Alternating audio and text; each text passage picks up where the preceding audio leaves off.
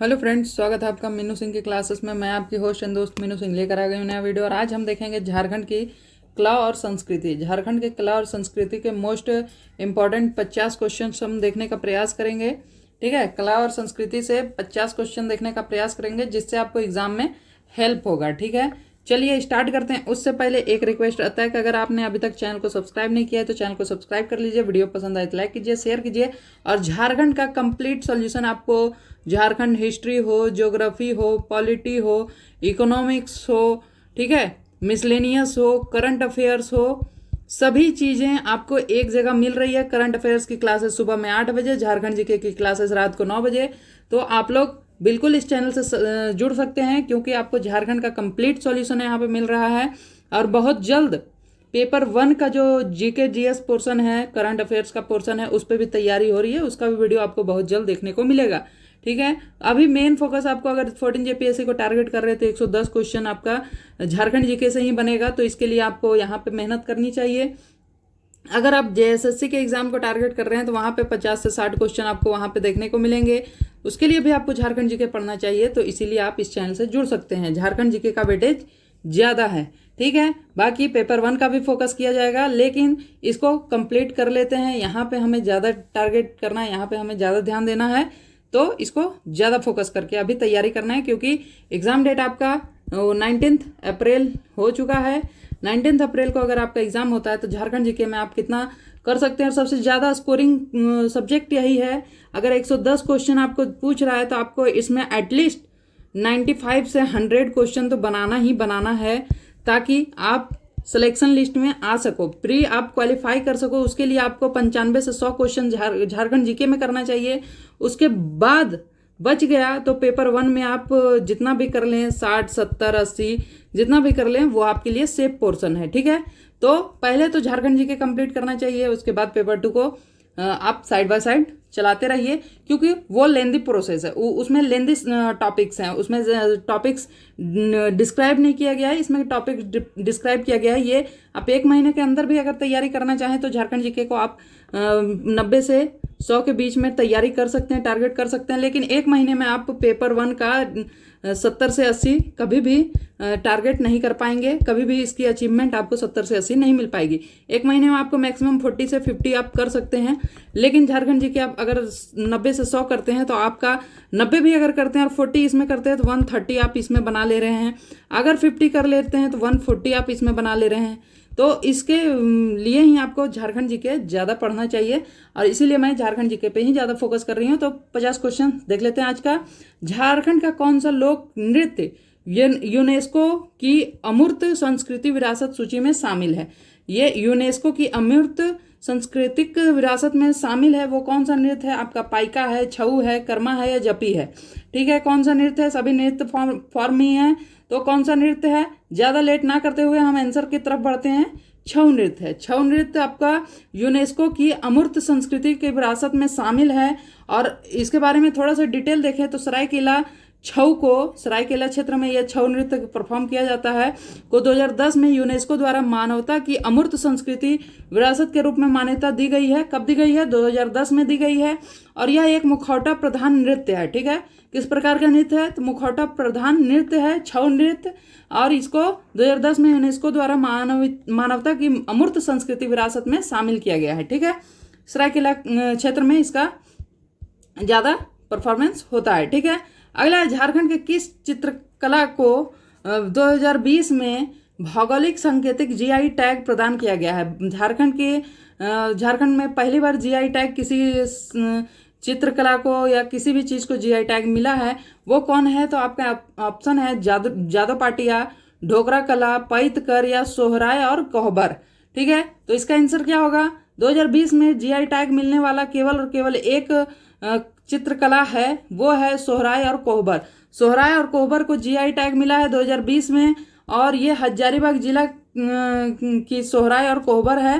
ठीक है, हजारीबाग जिला में सोहराय और कोहबर कला को देखने को मिलता है और यह झारखंड के पहले जीआई टैग के रूप में मान्यता प्राप्त हुआ है सोहराय और कोहबर को। और यह मुख्य रूप से मिट्टी के घरों की दीवारों पर की जाने वाली कला है। ठीक है, सोहराय तो आपको मिट्टी के घरों में देखने को कला मिल जाएगी, लेकिन कोहबर क्या है, कोहबर हजारीबाग क्षेत्र में शादी विवाह में बनाया जाता है। दीवारों पर शादी विवाह में इसका दीवारों पर चित्रकला देखने को मिलता है ज़्यादातर। ठीक है, अगला है झारखंड का सबसे बड़ा जनजातीय त्यौहार सरहुल किस ऋतु में मनाया जाता है। जनजातीय त्यौहार सरहुल है, किस ऋतु में मनाया जाता है? ग्रीष्म ऋतु में, बसंत ऋतु में, शरद ऋतु में, वर्षा ऋतु में। किस ऋतु में मनाया जाता है? तो इसका आंसर क्या होगा? इसका आंसर होगा बसंत ऋतु में सरहुल मनाया जाता है बसंत ऋतु में। और कब? तो सरहुल चैत महीने के बसंत ऋतु के दौरान मनाया जाता है। चैत महीने में ही होली के बाद बसंत ऋतु शुरू होता है, होली के शुरुआत से ही। ठीक है, और बसंत ऋतु को शुरू होते ही सरहुल मनाया जाता है चैत महीने में। और इस समय साल, जो कि सखुआ पेड़ को कहते हैं, साल पेड़ों पर नए फूल आते हैं और प्रकृति की पूजा की जाती है। साल के वृक्ष की पूजा की जाती है, सखुआ के वृक्ष की पूजा की जाती है, इसमें नए फूल आते हैं। ठीक है, उससे पूजा की जाती है और प्रकृति की पूजा की जाती है सरहुल में, क्योंकि उस टाइम प्रकृति एक नए रूप में आती है। बसंत ऋतु आता है जिसमें पुराने पत्ते झड़ के नए पत्ते की उत्पत्ति होती है, तो ये प्रकृति के रूप में पूजी जाती है। और सखुआ में नए नए फूल आते हैं, नए नए फूल हर एक पौधे में उस समय देखने को मिलता है, तो इसकी पूजा की जाती है चैत महीने में बसंत ऋतु के समय। ठीक है, जादव पाटिया चित्रकला मुख्य रूप से किस जनजाति में प्रचलित है? जादव पाटिया चित्रकला किस जनजाति में प्रचलित है? संथाल में है, उरांव में है, हो में है या मुंडा में है? तो जादव पाटिया जो चित्रकला है वो किस जनजाति में ज्यादा प्रचलित है? तो वो आपका आंसर हो जाएगा संथाल।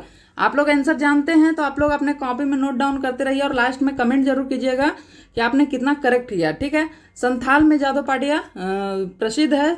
जादव पाटिया संथालों की प्रसिद्ध चित्रकला शैली है। ठीक है, जादव पाटिया, इसमें जादव चित्रकार और कागज के लंबे थान पर चित्र बनाकर कहानियां सुनाते हैं। जादव किसको बोला जाता है? चित्रकार को। ठीक है, और पाटिया किसको कहा जाता है? कागज के लंबे थान पर जो चित्र बनाई जाती है उसको पाटिया कहा जाता है और कहानियां सुनाते हैं जादव पाटिया में। ठीक है, अगला है झारखंड में डोकरा कला का संबंध किससे है? डोकरा कला का संबंध किससे है? बांस शिल्प से है। ठीक है, बांस शिल्प से है, कपड़ा का पर शिल्प से है, या धातु शिल्प से है, या इनमें से कोई नहीं।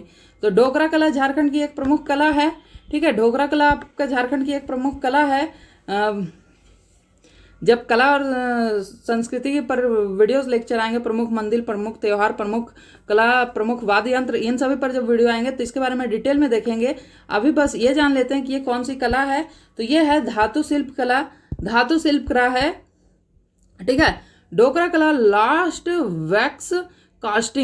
वैक्स कास्टिंग जो खोया मोम विधि होता है का उपयोग करके पीतल या कांसा जैसी धातुओं पर मूर्तियां बनाने की एक प्राचीन हस्तकला है, जिसको जादव पाटिया कहा जाता है।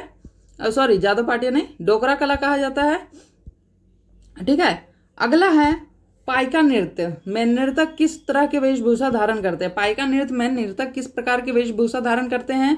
मुखौटा वेशभूषा धारण करते हैं, सैनिक वेशभूषा धारण करते हैं, मार्शल आर्ट में टाइप का वेशभूषा धारण करते हैं, या इनमें से कोई नहीं? तो पाइका नृत्य जो है वो एक सैनिक आभूषण वाला नृत्य है। सैनिक के वेशभूषा में वो नृत्य किया जाता है। और पाइका नृत्य जो है वो पुरुष प्रधान नृत्य है, तो ये सैनिक वेशभूषा में किया जाता है, सैनिक वेशभूषा धारण किया जाता है पाइका नृत्य में। ठीक है, इसका डिटेल हम देखते हैं। तो पाइका एक मार्शल आर्ट युद्ध है। ठीक है, मार्शल आर्ट युद्ध नृत्य है जिसमें पुरुष नर्तक सैनिक के वेशभूषा पहनकर हाथ में ढाल और तलवार लेकर अपनी वीरता का प्रदर्शन करते हैं। यह वीरता का नृत्य है और मार्शल आर्ट युद्ध नृत्य भी इसको कहा जाता है। अगर आपको पूछा जाए कि झारखंड में कौन सा ऐसा नृत्य है जो मार्शल आर्ट नृत्य के रूप में भी जाना जाता है, तो वो है आपका पाइका। ठीक है, वहीं पे अगर आपको पूछा जाए कि ऐसा कौन सा नृत्य है जिसको मुखौटा नृत्य भी कहा जाता है, मुखौटा नृत्य, तो वो कौन सा है? तो वो है छऊ। ठीक है, छऊ नृत्य मुखौटा नृत्य है। और मार्शल आर्ट नृत्य जो है वो है पाइका। ठीक है, इसमें सैनिक वेशभूषा में आपका पुरुष अपनी वीरता का प्रदर्शन करते हैं ढाल और तलवार लेकर। ठीक है, हेरो गीत किस अवसर पर गाया जाता है? हेरो गीत आपका किस अवसर पर गाया जाता है? बसंत ऋतु के आगमन पर, धान की कटाई पर, सावन के आगमन पर, या धान की बुआई पर। ठीक है, तो हेरो गीत कब गाया जाता है? तो इसका आंसर होगा हेरो गीत धान की बुआई के समय में गाया जाता है। धान के बुआई के समय में आपका हेरो गीत गाया जाता है।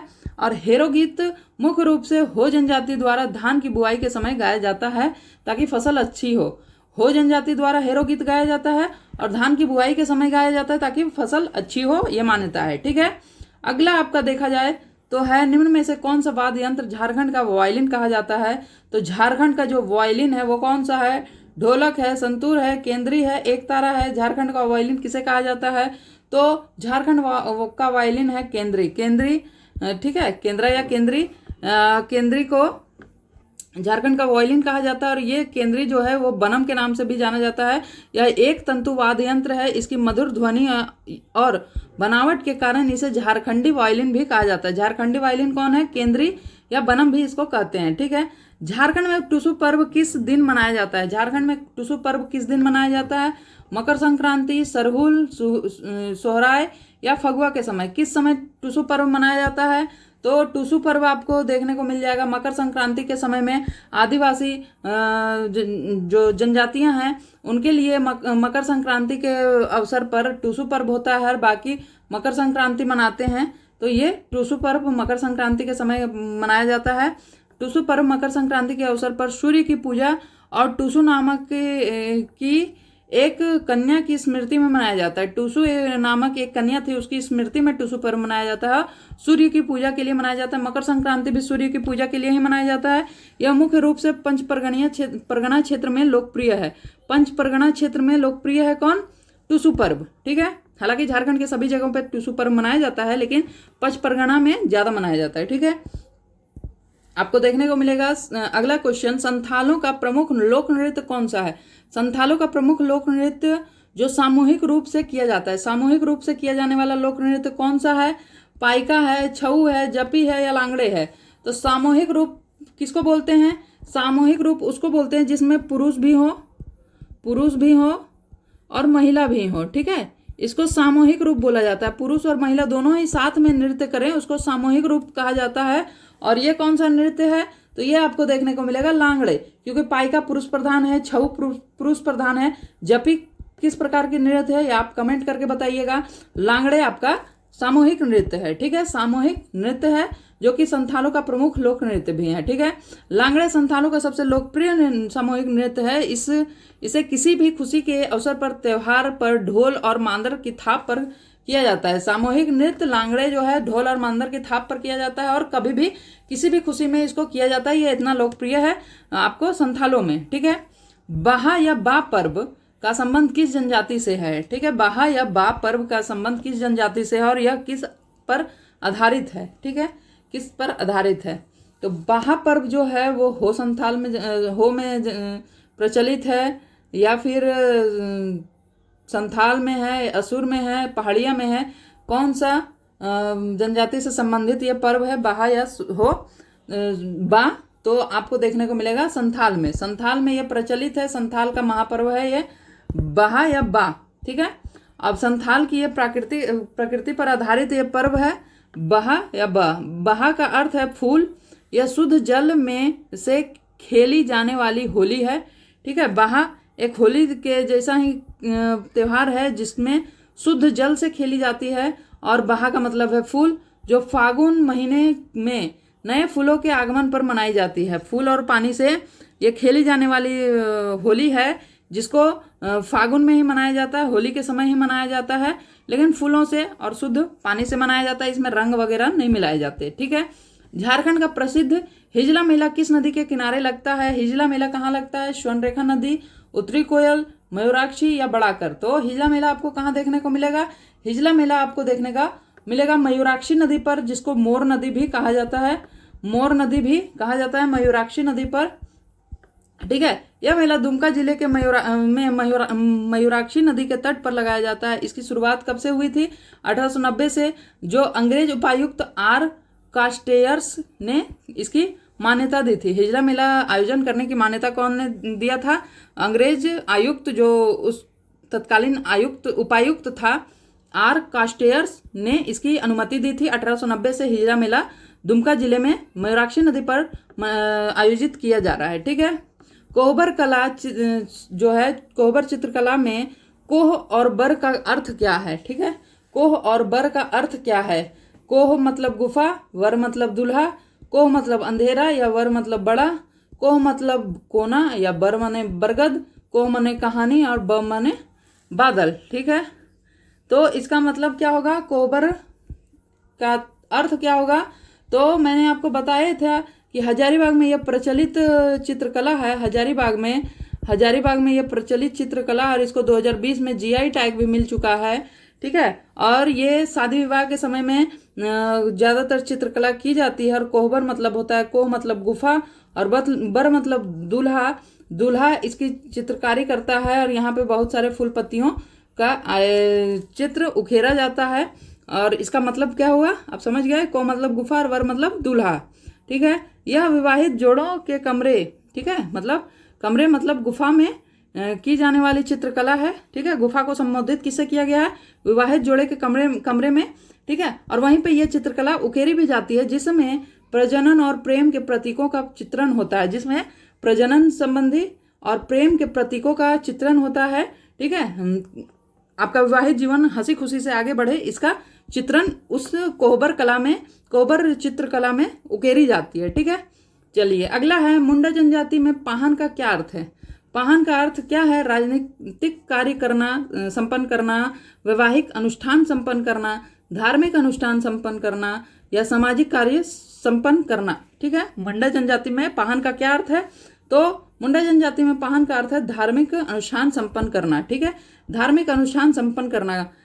पाहन गांव का धार्मिक प्रधान होता है, जो पूजा पाठ और बलि देने का कार्य करता है और धार्मिक अनुष्ठानों को संपन्न करवाता है। ठीक है, अगला क्वेश्चन है आपका, भोक्ता पर्व किस क्षेत्र से संबंधित है? भोक्ता पर्व किस क्षेत्र में सबसे अधिक लोकप्रिय है? इसमें किसकी पूजा की जाती है? तो भोक्ता पर्व आपको कहाँ देखने को मिलता है? तमाड़ क्षेत्र में, उलगुलान क्षेत्र में, भागलपुर में या राजमहल में?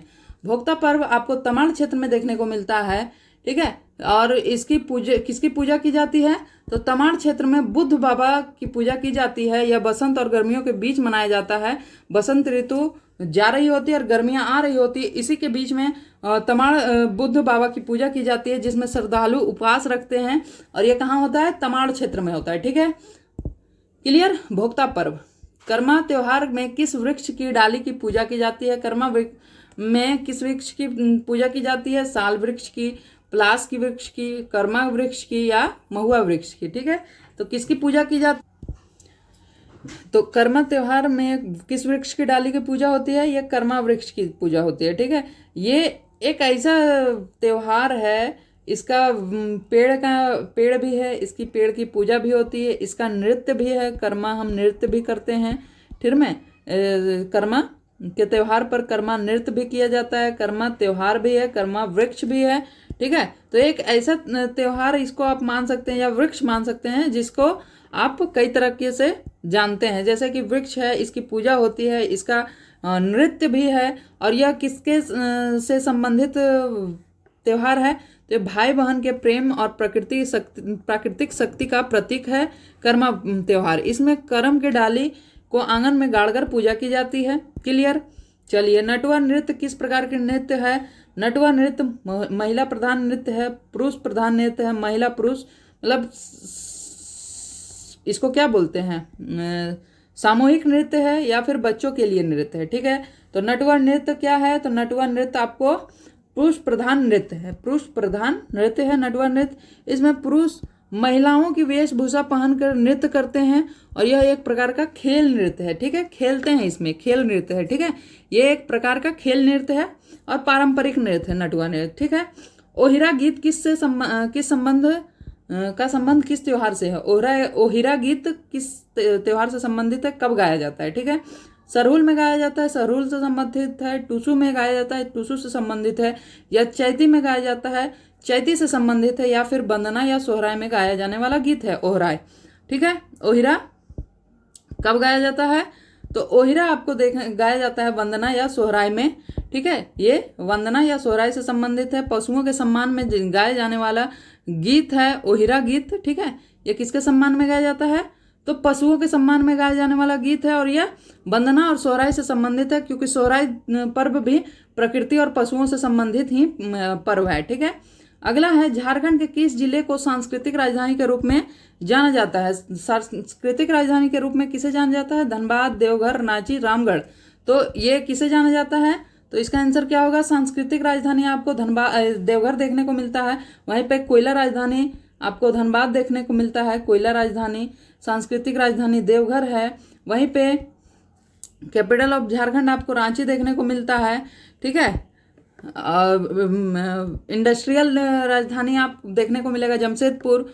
ठीक है, तो ये आपको जानकारी होनी चाहिए। ठीक है, देवघर जो है सांस्कृतिक राजधानी है, बाबा बैद्यनाथ धाम के कारण इसे राज्य की सांस्कृतिक राजधानी का मान्यता दिया गया है, क्योंकि बाबा बैद्यनाथ धाम में श्रावणी मेला लगता है। श्रावणी मेला लगता है और ये 1 महीने तक चलता है, श्रावणी मेला सावन में, और इसी के चलते इसे सांस्कृतिक राजधानी का दर्जा दिया गया है। ठीक है, छऊ नृत्य की सरायकेला शैली के प्रवर्तक कौन माने जाते हैं? सरायकेला शैली के प्रवर्तक कौन माने जाते हैं?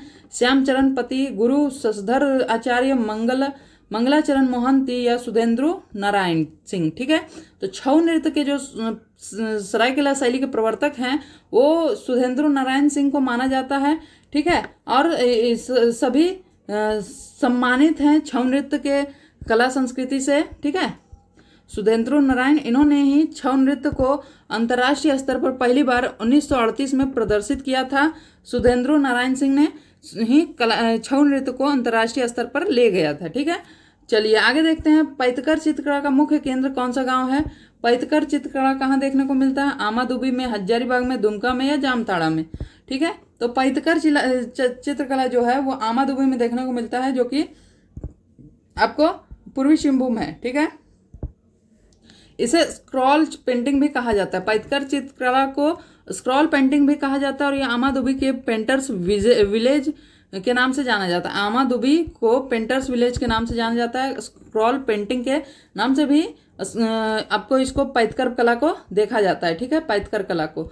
सोहराई त्योहार कब मनाया जाता है? सोहराई त्योहार आपको टुसू पर्व के अगले दिन, मकर संक्रांति के अगले दिन, दीपावली के अगले दिन या होली के पहले मनाया जाता है। ठीक है, कब मनाया जाता है सोहराई पर्व? तो ये दीपावली के अगले दिन मनाया जाता है। ठीक है, दीपावली के अगले दिन कार्तिक महीने में मनाया जाता है, कार्तिक अमावस्या के अगले दिन। ठीक है, दीपावली के अगले दिन मनाया जाता है। यह पालतू पशुओं गाय बैल के प्रति आभार व्यक्त करने का त्यौहार है। ठीक है, यह आभार व्यक्त किया जाता है गाय बैलों के प्रति। क्लियर? अगला है, झारखंड का वह कौन सा वाद्य यंत्र है जो हिरन के पैर की हड्डी से बनाया जाता है? झारखंड का वह कौन सा वाद्य यंत्र है जो हिरन के पैर की हड्डी से बनाया जाता है? वो है एकतारा, केंद्रा, भुआंग या बनम। ठीक है, किसे हिरन के एक हड्डी से, पैर की हड्डी से बनाया जाता है? तो वो है बनम, और बनम को ही झारखंड का वायलिन कहा जाता है, केंद्रा को। ठीक है, अगला, यह आपको संथालों का अत्यंत प्रिय वाद्य यंत्र है और जो वायलिन की तरह बजाया जाता है, और झारखंडी वायलिन भी इसे ही कहा जाता है, बनम को। ठीक है, जनी शिकार त्योहार कितने वर्षों के अंतराल पर मनाया जाता है? जनी शिकार कितने वर्षों के अंतराल पर मनाया जाता है? 15 वर्षों के अंतराल पर, 12 वर्षों के अंतराल पर, 10 वर्ष या 8 वर्ष के अंतराल पर। ठीक है, तो जनी शिकार एक महिलाओं द्वारा आयोजित किया जाने वाला त्यौहार है जिसमें महिलाएं जंगल में जाकर शिकार करती हैं, जिसे जनी शिकार कहा जाता है, और यह प्रत्येक 12 वर्षों में मनाया जाने वाला त्यौहार है। 12 वर्षों बाद जनी शिकार मनाया जाता है। यह महिलाओं द्वारा पुरुषों के वेशभूषा में किया जाने वाला सामूहिक शिकार उत्सव है, जो कि उरांव जनजाति के शौर्य की याद दिलाती है। ठीक है, जब अंग्रेजों ने महिलाओं पर आक्रमण बोला था, महिलाओं पर अत्याचार करने के लिए वो आगे बढ़े थे, तो महिलाएं ही थीं जो कि पुरुष वेशभूषा में अंग्रेजों पर शिकारियों की तरह दौड़ पड़ी थीं और वो अंग्रेज भाग खड़े हुए थे। उसी दिन से ये प्रत्येक 12 वर्षों में मनाया जाने वाला त्यौहार उत्सव मनाया गया, जो कि जनी शिकार के नाम से जाना जाता है, क्योंकि जनी यहाँ पे महिलाएं हैं पुरुष वेशभूषा में इसका उत्सव सेलिब्रेट करते हैं। ठीक है, डमकच लोक नृत्य। ठीक है, डमकच लोक नृत्य मुख्य रूप से किस अवसर पर किया जाता है? डमकच फसल की कटाई के समय, बच्चों के जन्म के अवसर पर, पहली बारिश के समय या विवाह के अवसर पर किया जाता है। तो डमकच जो है वो विवाह के समय किया जाने वाला नृत्य है, ठीक है, लोक नृत्य है। जब विवाह होता है उस समय डमकच किया जाता है, ठीक है। और जब दूल्हे की बारात चली जाती है तब घर की महिलाएं रात भर यह हास्य परिहास वाला नृत्य करती हैं, उसको ही डमकच कहा जाता है, ठीक है। वो आपस में ही रात भर जगने के लिए एक हास्य परिहास्य तर्ज पर नृत्य उत्सव सेलिब्रेट करती हैं। जब घर के पुरुष सभी बारात चले जाते हैं तब उसी को डमकच कहा गया है, विवाह के अवसर पर किया गया है। अभी तक हमने 25 क्वेश्चन देख लिए हैं। 25 में से आपका कितना सही हुआ है कमेंट जरूर करके बताइएगा, ठीक है। और बेहतरीन क्वेश्चन आपके लिए लाया जा रहा है, जितना आप प्रैक्टिस करोगे उतना आपको ये सभी सवाल एग्जाम में देखने को मिलेगा। और आपका कमेंट अगर आएगा तो एक एक सवाल को अच्छे से एक्सप्लेन करके भी बताया जाएगा, ठीक है। और चलिए, मुंडाओं के प्रसिद्ध लोक कथा सोसोबोंगा किस रूप में है, ठीक है। मुंडाओं के प्रसिद्ध कथा जो है सोसोबोंगा किस रूप में है? गाथा गीत में है, कविता संग्रह में है, सार संग्रह में है, ग्रंथ में है। तो सोसोबोंगा को आप किस रूप में देखते हैं? तो ये गाथा गीत में है, गाथा गीत में आप सोसोबोंगा को देखते हैं, ठीक है। और ये मुंडाओं की ग्रंथ हैं। इसमें मुंडा जनजाति की सृष्टि और उनके पुनर्जन्म के संघर्ष का वर्णन किया गया है सोसोबोंगा में। और ये गाथा गीत है जिसको बेल्ड कहा जाता है, ठीक है। चलिए अगला देखते हैं, माघे पर्व किस माह में मनाया जाता है?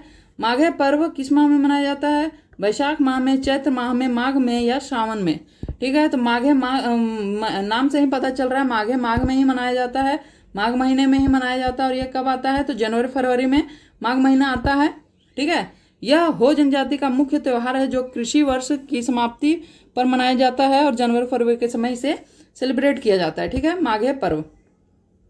श्रावणी मेला झारखंड के किस स्थान पर विश्व प्रसिद्ध है? श्रावणी मेला किस स्थान पर विश्व प्रसिद्ध है? तो अभी आंसर में मैं ऊपर ही बता दी थी कि देवघर में विश्व प्रसिद्ध है और इसी के लिए इसे सांस्कृतिक राजधानी भी कहा गया है, सांस्कृतिक राजधानी का दर्जा भी दिया गया है देवघर को। श्रावणी मेला के चलते 1 महीना के लिए यह मेला का आयोजन किया जाता है और विश्व प्रसिद्ध यह मेला है, ठीक है। यह विश्व का सबसे लंबा चलने वाला धार्मिक मेला है जहां सुल्तानगंज से गंगा जल लेकर शिवलिंग पर अर्पित किया जाता है, ठीक है। और ये इसकी दूरी कितनी है? तो 108 किलोमीटर की दूरी है और यह पैदल इसको सफर को तय किया जाता है और सबसे लंबा 1 महीने तक ये चलता भी है, ठीक है।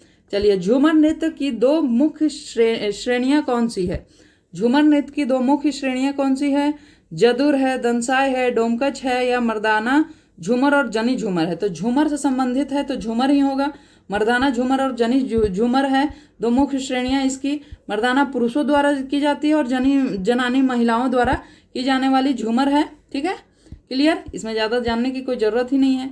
चांदी पर्व, ठीक है, किस जनजाति द्वारा मनाया जाता है? चांदी पर्व किस जनजाति द्वारा मनाया जाता है? उरांव जनजाति, मुंडा जनजाति, बिरहोर, खरवार किस जनजाति द्वारा चांदी पर्व मनाया जाता है? तो चांदी पर्व आपको उरांव जनजाति द्वारा मनाया जाता है, ठीक है। इसके बारे में थोड़ा जानें तो यह माघ पूर्णिमा के दिन मनाया जाता है जिसमें परिवार के पुरुष ही भाग लेते हैं चांदी पर्व में, ठीक है। उरांव जनजाति के द्वारा यह मनाया जाता है और माघ पूर्णिमा के दिन में मनाया जाता है और इसमें पुरुष ही सिर्फ भाग लेते हैं, महिलाएं इसमें भाग नहीं लेती हैं, ठीक है। मंडा पर्व में महादेव की पूजा के दौरान आग पर चलने की रस्म को क्या कहा जाता है? मंडा पर्व में आग पर चलने की रस्म को क्या कहा जाता है? बिटलाहा, अग्निष्टम, टोम, फुलखुंदी या अंगारा परिक्रमण, ठीक है।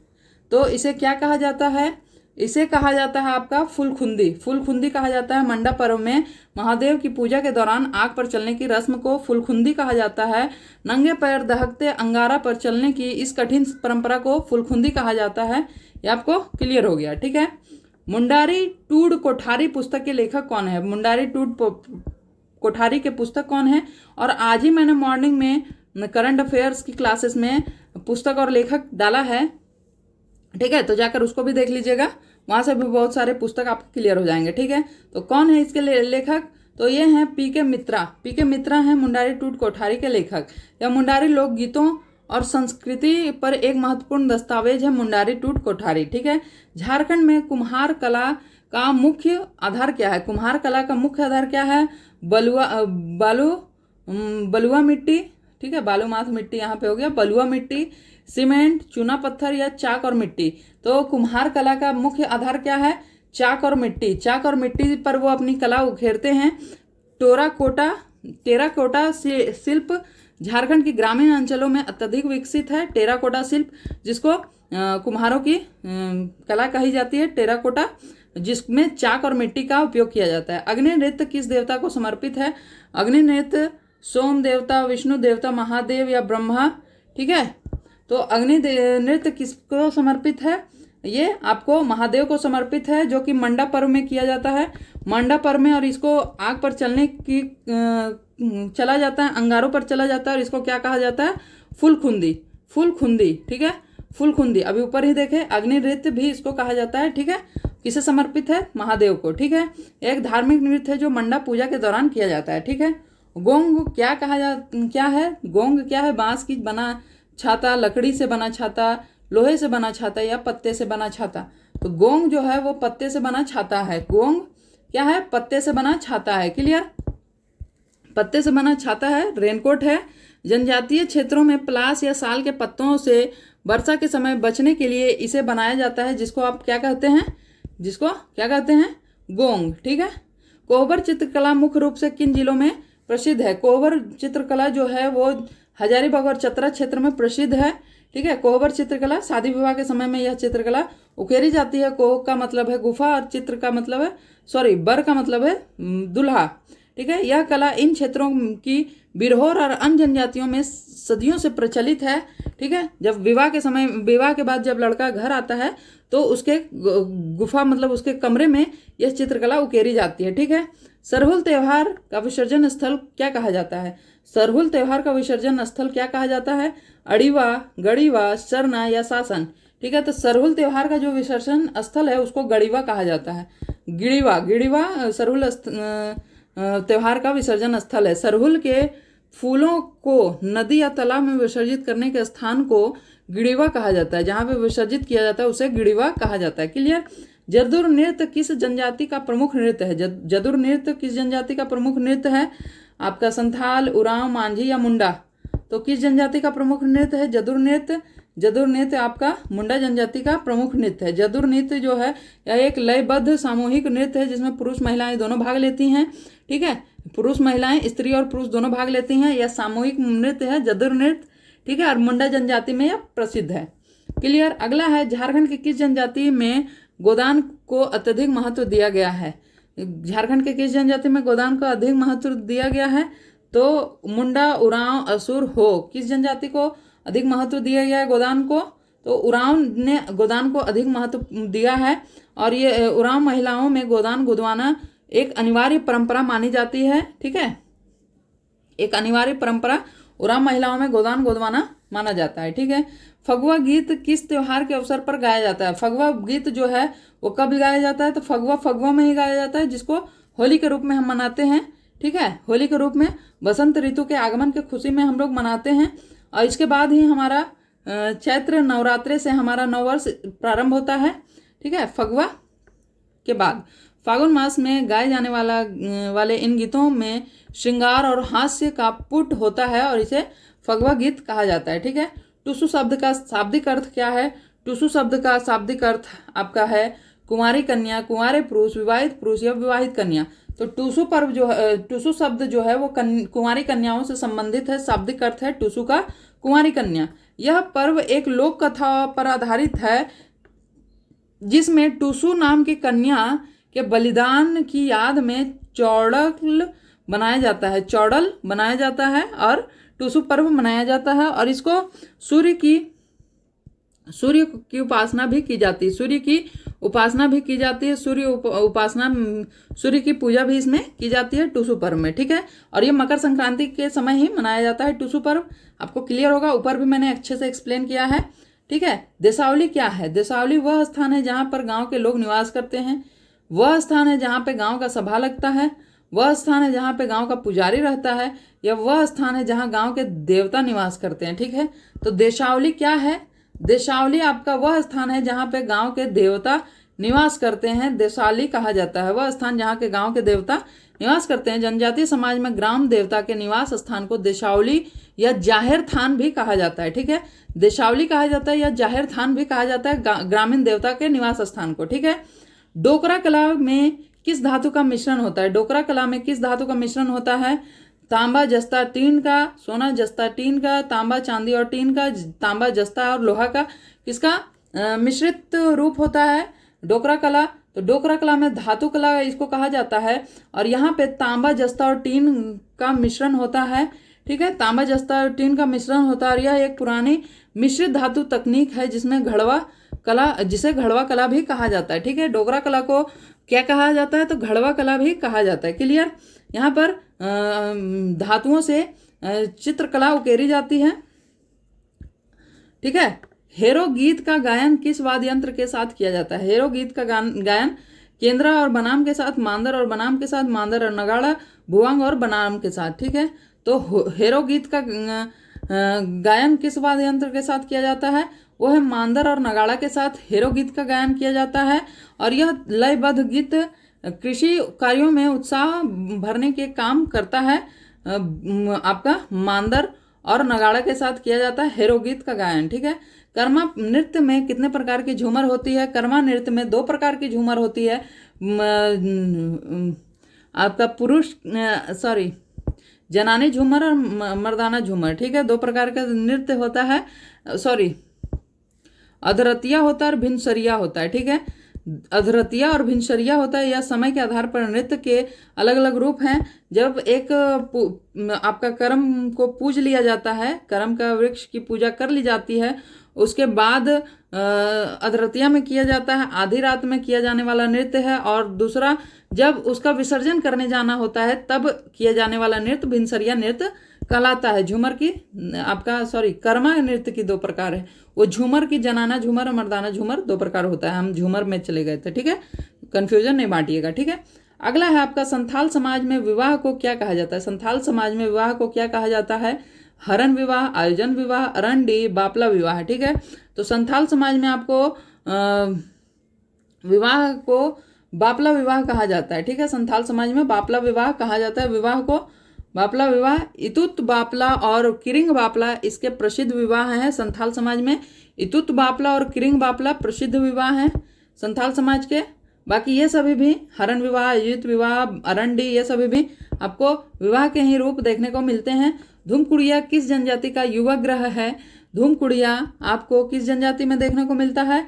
तो धूमकुड़िया आपको मुंडा जनजाति में देखने को मिलता है। धूमकुड़िया आपको उरांव जनजाति में देखने को मिलता है। ठीक है, यह युवाओं को अपनी संस्कृति और परंपराओं की शिक्षा दी जाती है। और मुंडा जनजाति में कौन से युवा ग्रह है ये आप कमेंट करके बताइएगा। धूमकुड़िया आपको उरांव में देखने को मिलता है, और मुंडा में कौन सी युवा ग्रह है ये आप कमेंट करके बताइएगा। ठीक है, सेंद्रा और बिंद्राय का संबंध किस विद्रोह और संस्कृति से है? तो सेंद्राय और बिंद्राय का जो संबंध है वो कोल विद्रोह से है। सेंद्राय और बिंद्राय का संबंध कोल विद्रोह से है, जो कि 1800 कब किया गया था? इसकी गाथा लोकगीत में रची बसी है। ठीक है, कोल विद्रोह में रची बसी है। इसके बलिदान को लोकगीतों के माध्यम से पीढ़ी दर पीढ़ी सुनाया जाता है। ठीक है, कोल विद्रोह कब हुआ था ये कमेंट कीजिएगा। विद्रोह मैंने पिछले वीडियो में आपको बता दिया है। ठीक है, झारखंड में राखी के समय समान कौन सा त्यौहार मनाया जाता है? राखी के समान कौन सा त्यौहार मनाया जाता है? गुड़ी पाड़वा, भाई दूज, कर्मा या सरहुल। ठीक है, राखी के समान ही भाई बहन के लिए कौन सा त्यौहार मनाया जाता है? तो इसका आंसर कौन सा होगा? कर्मा। कर्मा त्यौहार मनाया जाता है जिसमें करम के डाल की पूजा की जाती है, करम नृत्य किया जाता है। भिनसरिया और अधरतिया इसके 2 शैलियां हैं, और करम पूजा है जो कि भाई बहन के प्यार और स्नेह का त्यौहार है। ठीक है, कर्मा में बहनें अपने भाइयों की सुख समृद्धि के लिए उपासना रखती है। ठीक है, जाहिर थान में मुख्य रूप से किस वृक्ष की प्रधानता होती है? जाहिर थान में मुख्य रूप से किस वृक्ष की प्रधानता होती है? साल का, महुआ का, बरगद का या पीपर का? ठीक है, तो जाहिर थान जो है वो साल वृक्ष की प्रधानता रखता है। और जाहिर थान का क्या है? तो देवताओं के निवास स्थल जाहिर थान कहलाता है। ठीक है, साल वृक्ष का प्रधानता है। जनजातीय मान्यताओं के अनुसार उनके देवता साल के वृक्ष में के झुरमुट में निवास करते हैं। सखुआ के झुरमुट में निवास करते हैं जनजातियों के देवता। ठीक है, तो जाहिर थान में सखुआ वृक्ष की महानता है। ठीक है, जाहिर थान में सखुआ वृक्ष की प्रधानता है। क्लियर? ये आपका 50 टॉप मोस्ट 50 क्वेश्चन आपका कला और संस्कृति से हो गया। आपको वीडियो कैसा लग रहा है? बहुत सारे प्रैक्टिस क्वेश्चंस अपलोड हो चुके हैं, आप जाकर देख सकते हैं। हिस्ट्री का मैंने कर दिया, हिस्ट्री का कर दिया, ज्योग्राफी का कर दिया है, ठीक है, ज्योग्राफी का कर दिया।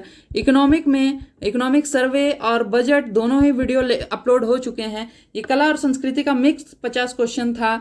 आगे आप कौन से टॉपिक पे क्लासेस चाहते हैं वो आप कमेंट कीजिएगा, ठीक है। और मेरे टेलीग्राम चैनल को जाकर ज्वाइन कर लीजिए। आपको जो भी वीडियोस अपलोड होंगे, थोड़े बहुत अपडेट जो भी होंगे, notification, exam date, exam admit card जो भी होंगे वो सभी चीज़ें आपको टेलीग्राम पर मिल जाएगा। यहाँ तक आपने वीडियो देखा है तो आपके लिए आपको thank you so much.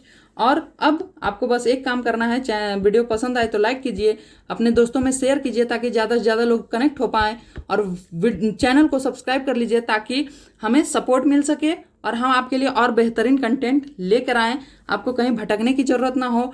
Test series, practice series, MCQ, PYQ सभी चीज़ें आपको एक ही जगह पे मिले, उसके लिए आपको सब्सक्राइब करना पड़ेगा, सपोर्ट करना पड़ेगा, तभी सब चीज़ें आपको मिल सकेंगे, ठीक है। चलिए मिलते हैं नेक्स्ट वीडियो में, तब तक के लिए जय हिंद। मॉर्निंग के क्लास में करंट अफेयर से जुड़ना नहीं भूलिए। तब तक के लिए पढ़ते रहिए और अपना सिलेक्शन का एक सीट कंफर्म करते रहिए। थैंक